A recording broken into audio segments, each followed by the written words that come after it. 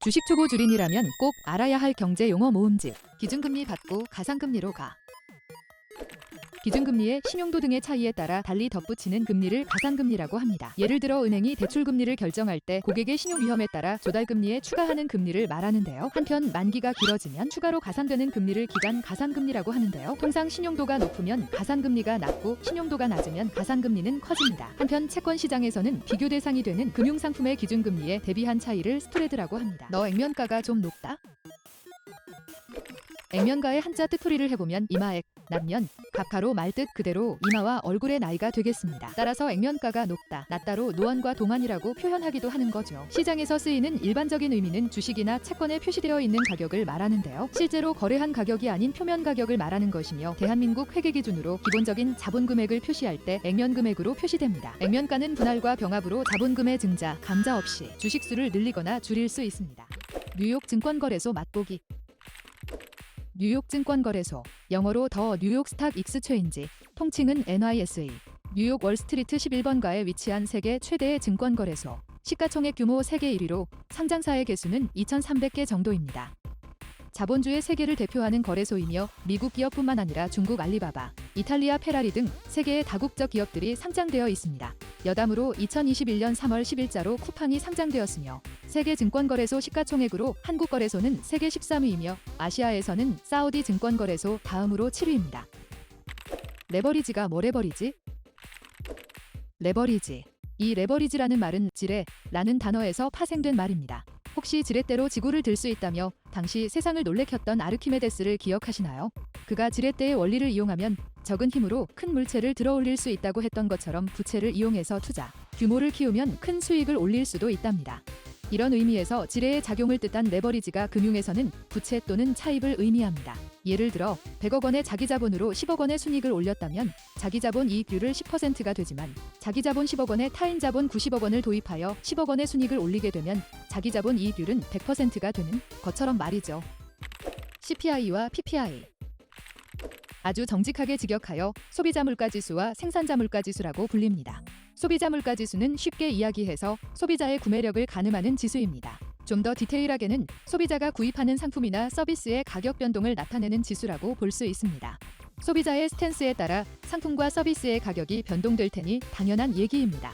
생산자 물가지수는 국내 생산자가 내수시장에 공급하는 상품 및 서비스의 가격의 변동을 종합한 지수입니다. 기업의 비용 증가, 즉 생산 원가와 관련이 있고 이 역시 당연하게도 소비자들의 스탠스와 관련이 있습니다.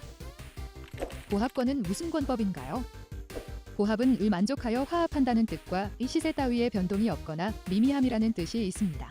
오늘날에는 주로 주식시장이나 환율 등에서 후자의 뜻으로 많이 쓰인답니다. 보합은 강보합과 약보합으로 나뉘는데 보합의 정도가 강하고 약하다는 말이 아닌 강세와 이약세 중 어느 한쪽으로 기울어진 보합이라는 뜻이랍니다. 강보합은 강세 쪽으로 기울어진 보합으로 시세가 소폭 상승하였거나 당장은 변동이 없더라도 매수세가 뒷받침되는 등의 이유로 상승할 가능성이 있는 장세를 말합니다. 약보합은 그 반대겠죠? 꼭 내자. 세금. 세금은 국가나 지방자치단체가 나라를 잘 돌아가기 위해 필요한 돈을 법률에 의거하여 국민으로부터 강제로 거두는 재화를 말하는데요.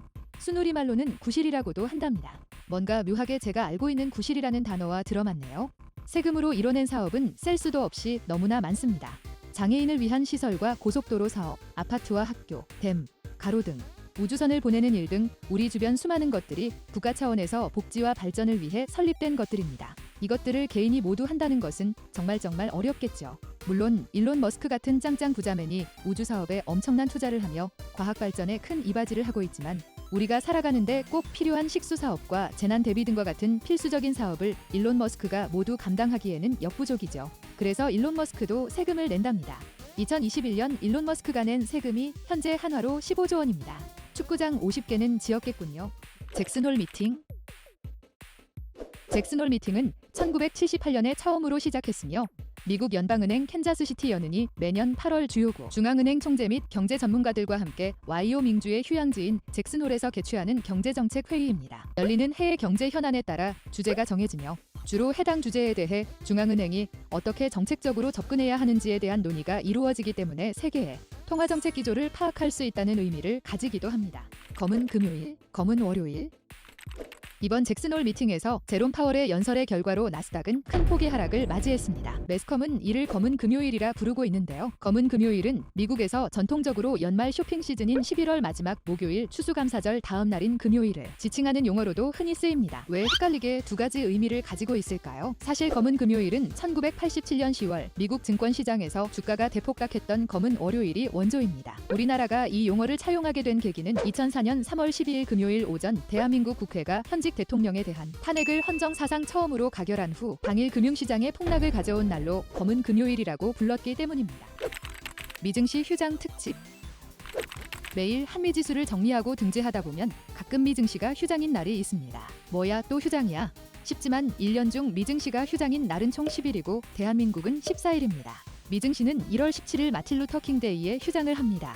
마틴 루터 킹은 전 세계에서 가장 유명한 목사이자 흑인 해방운동가입니다. 로널드 레이건 대통령은 그의 정신을 기리기 위해 그의 생일과 비슷한 1월 20일을 주말로 지정했습니다. 이후 부시 대통령이 1월의 세 번째 주 월요일을 마틴 루터 킹 데이로 재지정하면서 그 역사를 현재까지 이어오고 있습니다. 나스닥 상위 10개의 종목은 뉴욕 월가에 위치해 있는 미국의 대표적인 증권거래소 나스닥의 상위 10개 종목을 알아볼까요? 1위 애플, 2위 마이크로소프트, 3위 구글 보통주, 4위 구글 우선주, 5위 아마존, 6위 테슬라, 7위 UN 헬스그룹, 8위 존슨앤존슨, 9위 메타, 10위 비자라고 합니다. 미국 증시는 언제 쉴까? 매년 9월 첫 번째 월요일에 해당하는 노동절은 지난 1894년부터 연방공휴일로 지정되어 왔습니다. 그러나 1894년 이전에도 일부 지역에서는 노동기사 나이츠 오브 레이버라는 노동자 조직의 노력 덕분에 공휴일로 지켜지기도 했습니다. 노동절은 미국의 노동자들에게 감사하자는 취지로 만들어진 뜻깊은 날인데요. 많은 도시에서는 노동절 행사를 기념하기 위하여 각 노조를 대표하는 노동자들이 퍼레이드를 벌이곤 합니다. 당신을 사모하는 펀드? 사모펀드란 사모집합투자기구와 오펀드가 합쳐진 줄임말로 쉽게 풀었으면 사적으로 모집한 펀드입니다. 사모펀드의 운용은 비공개로 투자자들을 모집하여 자산가치가 저평가된 기업에 자본 참여를 하게 해 기업 가치를 높인 다음 기업 주식을 되파는 전략을 취하는데요. 사모펀드는 금융기관이 관리하는 일반 펀드와는 달리 4인 간 계약의 형태를 띠고 있어 금융감독기관의 감시를 받지 않으며 공모펀드와는 달리 운용에 제한이 없는 만큼 자유로운 운용이 가능합니다. 단 전형적인 하이리스크 하이리턴의 모습으로 그만큼 보호받지 못합니다. 보통 공모펀드는 동일 종목의 신탁재산의 10% 이상 투자할 수 없고 동일 회사 발행 주식의 20% 이상을 매입할 수 없지만 사모펀드는 신탁재산의 100%까지 한 종목에 투자할 수 있습니다. 선물이요? 그 선물이 아니라고? 선물 시장, 생일에 받는 선물이 아닌 미래의 특정 시점에 인도될 상품을 거래하는 시장을 말합니다. 쉽게 얘기하면 우리가 흔히 알고 있는 재화들을 특정한 시간에 특정한 가격으로 사고 파는 것을 말하는 것이죠. 오늘 초콜릿의 가격이 2,000원이지만 다음 달에는 1,000원일 수도 있고 3,000원일 수도 있죠. 그 부분을 이용하여 거래하는 것이 간단히 말해 선물 거래입니다. 이 시장에서는 몇 가지 재미난 특징이 있습니다. 첫 번째, 현재의 가격 중심으로 미래 가격을 예측한다. 두 번째, 미래는 아무도 모른다. 세 번째, 선물 계약을 체결한 후에는 절대로 그 거래를 취소할 수 없다. 미국 금리 급상승의 여러 원인.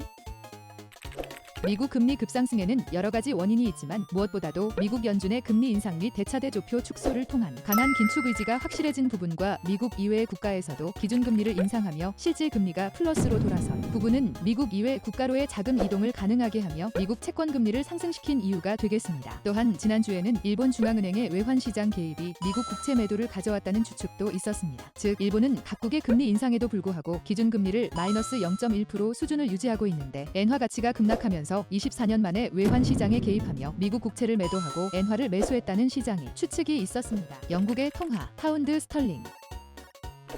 파운드 스털링은 우리들이 익히 알고 있는 영국 통화의 전반을 말하는데요. 법적으로는 영국의 모든 곳에서 파운드 스털링이 법정 통화이지만 명목상으로는 웨일스, 스코틀랜드, 북아일랜드에서 별도로 통화를 발행합니다. 파운드라는 이름의 유래는 과거에는 금화 하나로 1파운드 무게의 은을 얻을 수 있는 것을 의미하기 때문입니다. 우리가 알고 있는 질량의 단위인 파운드에서 유래한 것이지요. 따라서 영국 파운드의 화폐 단위 기호로 이 기호가 아닌 이 기호를 쓰기도 하는데 이것은 잘못 쓴 게 아니라 역사적인 유래가 담겨 있는 것입니다. 공매도, 축구공, 농구공.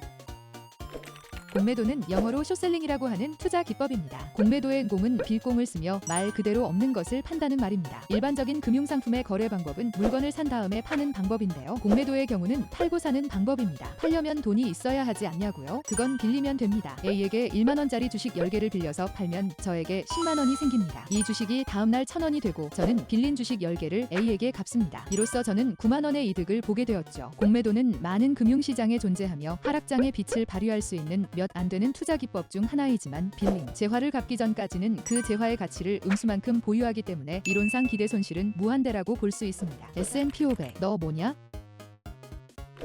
S&P 500은 미국의 신용평가 회사인 스탠더드 앤드 푸어스에서 개발한 미국의 주가지수입니다. 다우존스, 나스닥과 더불어 미국 증시의 3대 주가지수로 불리며 실질적으로 미국 증시를 대표하는 주가지수입니다. 미국 주식시장에 상장된 500개 대형 기업이 포함된 주가지수로서 미국 상장기업 시가총액의 80% 이상을 포함하고 있어 미국 주식시장을 가장 잘 대변하는 지수라고 볼 수 있죠. 역사적으로 S&P 500의 연평균 수익률은 10% 안팎을 기록하고 있는데요. 이렇게 꾸준하게 성과를 내는 지수는 미국 지수밖에 없다는 것을 감안하면 다른 나라의 지수들에 비해서 경쟁력이 아주 강하다고 볼 수 있겠습니다. 인플레이션 말고 디플레이션.